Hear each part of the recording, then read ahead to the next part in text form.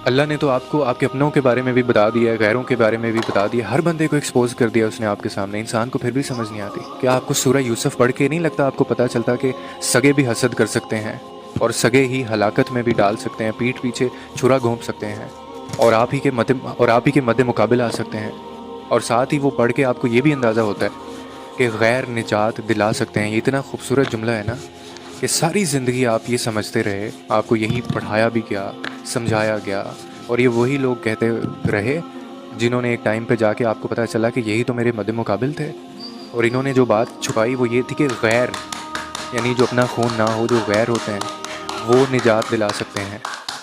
क्योंकि जैसे नबी करीम सल्लल्लाहु अलैहि वसल्लम ने कहा था ना कि जो रिश्ते होते हैं वो खून के नहीं होते, एहसास के होते हैं। रिश्ते हमेशा एहसास से बनते हैं। तो आप ही पढ़ें तो सही सूरह यूसुफ, आपको इतनी खूबसूरत उसमें बातें हैं कि पारसा के ऊपर भी तोहमत लगाई जा सकती है। आपका कोई जुर्म भी ना हो, आपको फिर भी कैद हो सकती है और आपको गैबी मदद भी मिल सकती है। कोई आपका साथ ना दे फिर भी अल्लाह आपका साथ दे सकता है।